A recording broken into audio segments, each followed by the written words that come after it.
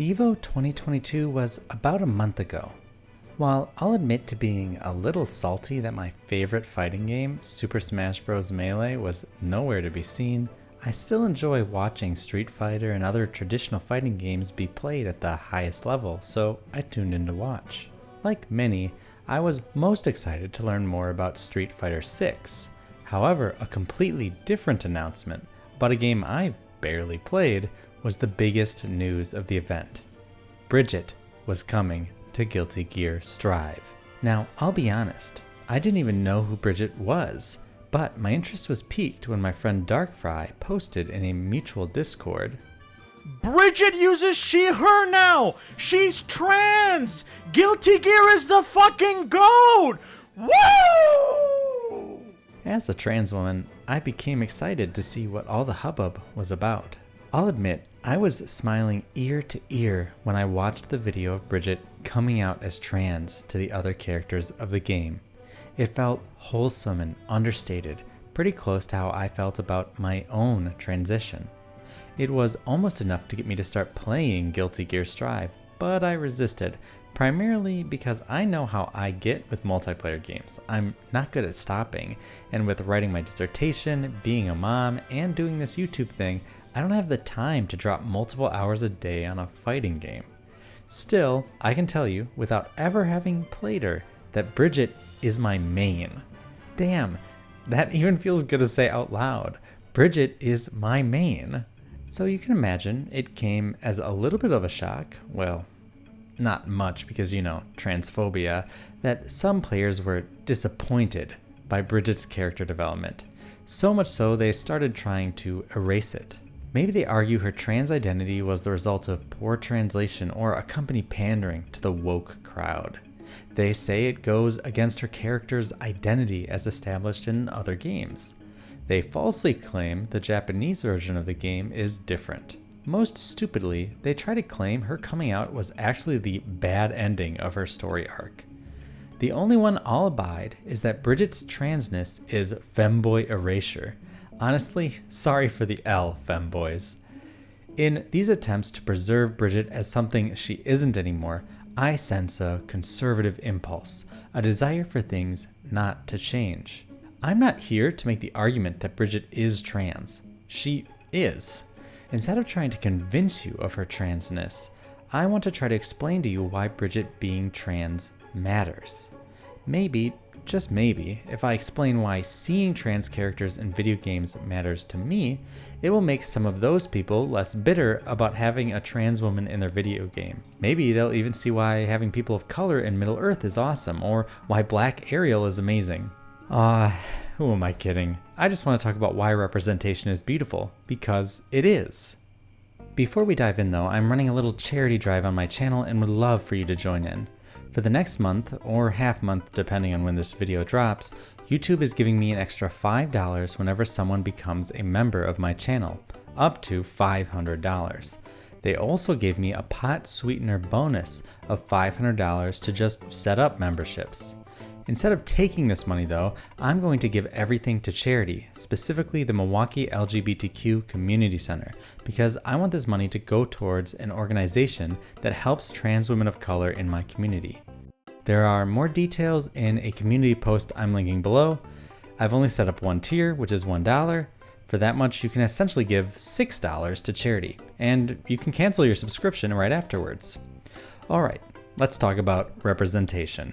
If you're looking for academic resources that prove representation has a real-life impact, there's virtually no end to the evidence. I'll give you a short sampling. Covarrubias and Freiberg studied the impact of introducing positive role models to Native American students in a middle school where they only made up 10% of the students. They found that positive group representation, i.e. reading about role models, identifying increasing numbers of role models, alleviated the lack of belonging experienced by Native American middle school students.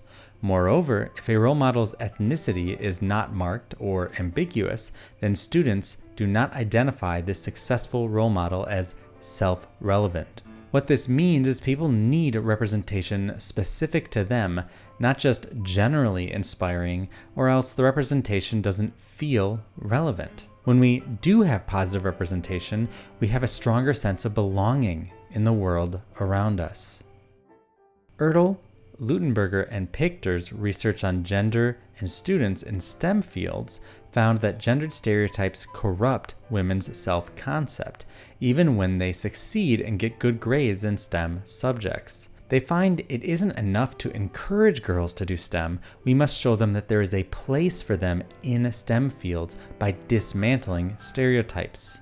To hear some describe it, women are innately worse at STEM than men. But in reality, it's the perception of those exact stereotypes that preclude them from feeling like they belong in the first place. Daniels and Wartena interviewed boys and recorded their reactions to media images of female athletes. When shown sexualized pictures of athletes, the boys focused primarily on their appearance. But when shown pictures of them performing athletic tasks, they discussed their athleticism and physicality. This research shows that how women are represented goes a long way in how they are perceived by an audience. We don't inherently sexualize women. It's a learned behavior caused by being shown sexualized images. I know this isn't earth-shattering stuff, but these show that representation has a positive impact on children. Finally, one of the hottest representational topics, at least as far as children are concerned, are dolls like Barbie. Many have criticized Barbie and complained that these dolls create unrealistic expectations for young women. Jelinek, Myers, and Keller, writing in Body Image, conclude the obvious.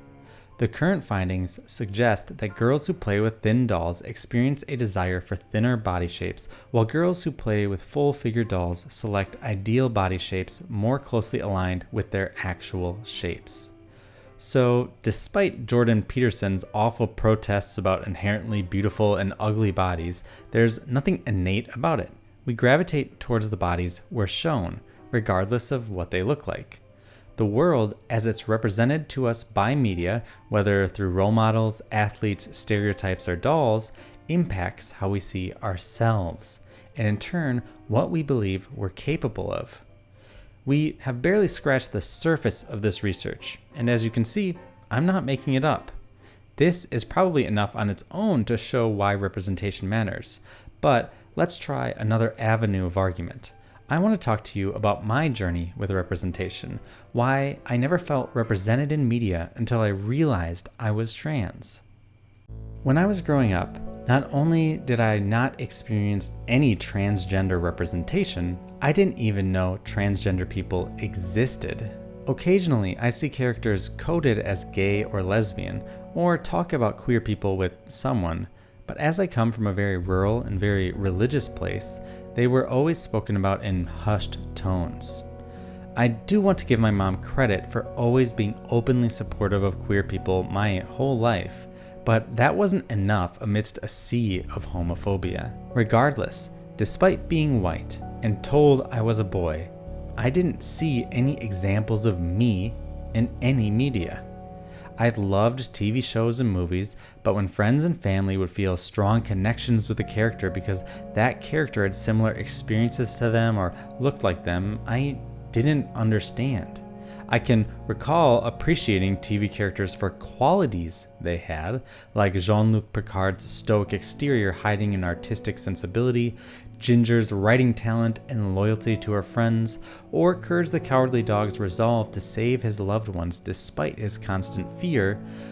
It always ended there, at appreciation. I didn't feel any profound connection to these characters. I would often engage more with the form of a work of media more than any particular characters. A show like Rurouni Kenshin interested me because of its pacifist message, not because I wanted to be like Kenshin. Dragon Ball Z interested me because of how it displayed the immense physical potential in the human, or Saiyan body, just waiting to be unlocked if someone wanted it bad enough. I liked Yu-Gi-Oh! Because the idea of a card game being literally the most important thing in the world was fascinating to me. If it sounds pretentious, I truly don't mean it to, but I connected more with the concepts of media than to their characters, shades of which you can still find in my writing today. Video games, you'd think, would give me a more potent opportunity to connect with a character and see myself in them. Yet, exploring Hyrule as Link, jumping around the castle as Mario, journeying across Kanto and Pokemon, I was always preoccupied with what I was doing, not who I was. I was motivated not by a desire of identity, but a curiosity as to what these worlds contained. The closest I ever got to feeling represented in a game was picking feminine characters to play as in RPGs, though the strange positive feelings it gave me made me feel guilty, like I shouldn't enjoy embodying a female character, like something was wrong with me. Male characters always felt distant to me, even though I knew I was expected to like them. For the longest time, I just thought representation, whether of one's gender, skin color, disability, or whatever, didn't matter. Of course, some of that definitely came from being white, as we white people swim in a sea of representation compared to everyone else, so much so we can lose sight of why representation matters. But I think the larger component for me personally was that I never felt in my heart the joy of connecting to characters and seeing yourself in them. Before adulthood, the closest I ever got to finding genuine representation was in the television series .hack Sign. For those unfamiliar, .hack Sign is a TV show primarily set in an MMORPG called The World. The show actually predates World of Warcraft, but if it helps, think of it like a giant WoW that everyone in the world plays. .hack Sign was by far my favorite TV show when it aired on Toonami between 2003 and 2004. It was pretty much the only show that was appointment viewing for me, despite the fact that no one I knew watched it and I had no one to talk about it with. I remember bugging my mom to turn it on late at night when we were at a hotel once because I couldn't miss an episode. Now I look back and I realize why I felt such a strong connection to .hack Sign. The main character, Tsukasa, was a lot like me. I just didn't know it. Tsukasa's situation is absolutely bonkers. He has short-term memory loss and doesn't know who he is or how he got into the world. Moreover, he is trapped in the game and can't log out. Much of the plot revolves around how his friends try to discover who he is in the real world and break him out of the game. Eventually, they discover that IRL, Tsukasa is an AFAB person named Anne. For me, that was mind-blowing. Today, I better understand the subtext of the show, and it's pretty obvious that Tsukasa is a trans man, but personally, I resonated with this idea that in the fake world, Tsukasa was trapped in a boy body and unable to escape, but in the real world, they were a girl. What mattered to me was the transgender representation, an experience I could attach myself to. I couldn't articulate how I felt, but intuitively, in my heart, there was a spark, which lit the fire of my love for this obscure and unpopular show. You could definitely say that .hack Sign was the first time a piece of media cracked my egg. If you're getting Matrix vibes from it, they are certainly intentional, down to the explicit trans narrative on display. Speaking of which, check out Aronach's video on why the Matrix is intrinsically trans. I think a lot of her points apply to .hack Sign, and their videos are excellent and won't leave you disappointed. You may even hear me in a future one. The first time I learned about transgender people, it was from the tech TV show Wired for Sex. For those not bored out of their minds watching tech TV in the mid-2000s, Wired for Sex was a show about how technology was changing the ways people have sex. It was deliberately set up to be titillating, evocative, and controversial. One episode, and I apologize for the awful transphobic name, was titled Gender Benders, and discussed gender reassignment surgery. I remember being fascinated by the idea that someone could change their gender, but mostly the details of the surgery terrified me. I can't find footage of it now to confirm, but I definitely walked away with the idea that there was something wrong with these people, that they were freaks. 3 cheers for internalized transphobia. Yay. I think part of the reason it scared me so much was the same reason I felt wrong choosing women protagonists in video games. I understood at some level who I was, just enough to know that it was against social mores, but not enough to know what I needed. There you have it. Before I became an adult, that's the sum total of my experiences with transgender representation in media. I had slim pickings, and from what I did have, I had no ability to articulate how I felt, or who I even was. In college, I had the opportunity to experience a much wider gamut of the queer umbrella. I had gay professors and took classes in queer literature. While I had been aware of a few queer people before college, now I built relationships with them and was better able to see what being queer was about.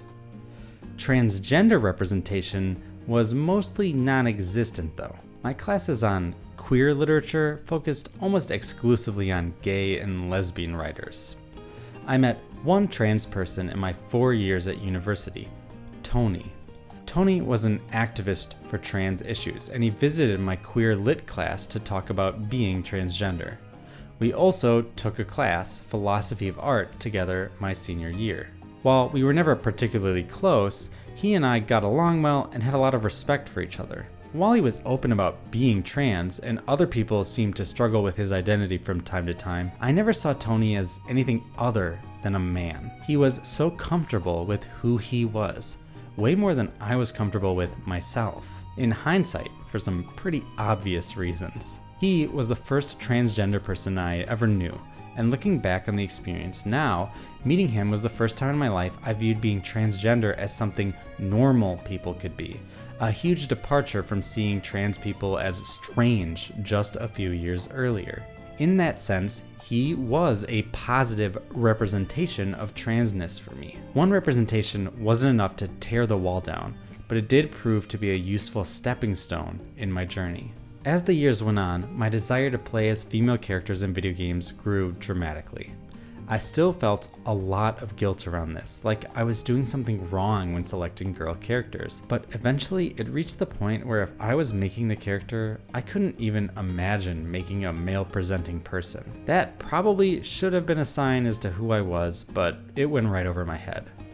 It's not that the character anyone chooses to make in a game automatically describes who they are internally, but rather that for me, the inability to see myself in non-female characters indicated that I needed a different kind of representation than the one society assigned me. The closest I ever related to a video game character, though, was in a little game called Celeste. Oh, what? You thought this video about trans representation in games was gonna skip over every trans girl's second favorite game after Fallout New Vegas? God. It's difficult for me to even describe how Celeste made me feel, because I never felt the way I felt about Madeline and Badeline about any characters before. Every day of my life, I've felt like I had a Badeline inside me, a voice putting me down under the guise of protecting me from myself. At the same time, I felt like I was Badeline, that I dragged other people down, that I was unnecessary at best, harmful at worst. Both of these feelings, in part, came from being in the closet. I tried to protect myself by denying the truth, that I'm trans, from everyone, including me. At the same time, I felt awful internally because I could inherently sense I was presenting a lie, an inauthentic version of myself, and that feeling of dishonesty ripped at my heart. Every step of Madeline's journey gave me goosebumps. When she was trying to keep that leaf afloat, I breathed out loud with her. And as a girl who struggled with anxiety attacks for much of her life, I found her emotional reaction to the events of the game incredibly relatable. I cried when I blew that leaf. I cried when Madeline screamed at Badeline. I cried when they reconciled. I cried when they reached the summit.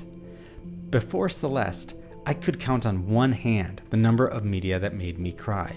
And Celeste, by itself, numbered more instances of emotional outburst than an entire lifetime of media consumption. I didn't even know Madeline was trans at the time. Long after I played and had these emotional connections to its central character, I learned she was trans, and I thought, wow, that's awesome. And yet, I still didn't realize I related to her story so powerfully because I myself was trans. I did learn how to speedrun the game though, and that was fun. In the intervening years between playing Celeste and coming to terms with my transness, I met many lovely trans people, watched videos by trans creators on YouTube, played more games, and watched more movies with trans characters. Casey, my best friend in my PhD program, is a trans man who came to terms with his identity while we were studying together. As his trans age is a couple years older than mine, he has guided me through things like the medical process of transition and getting my name changed. Even before I knew I was trans though, he was another positive representation of transness in my life. Someone I could look up to better understand myself. It's strange. I think a lot of times it feels like there's a kind of garden wall between trans feminine and trans masculine communities. But in my story, we can see that a trans masculine character, Tsukasa, and two trans men I had a relationship with were critical guiding lights in my journey of self-discovery. Seeing the experiences of cis women on the silver screen or in a video game always interested me. There was some spark there. And I connected with them a lot more easily than I ever did with cis men, especially now knowing that I'm a woman, but I never connected to them in the way I connect to stories of trans people, regardless of their gender identity. And that brings us around to Bridget, the latest trans character to grace the cast of a big budget and popular video game.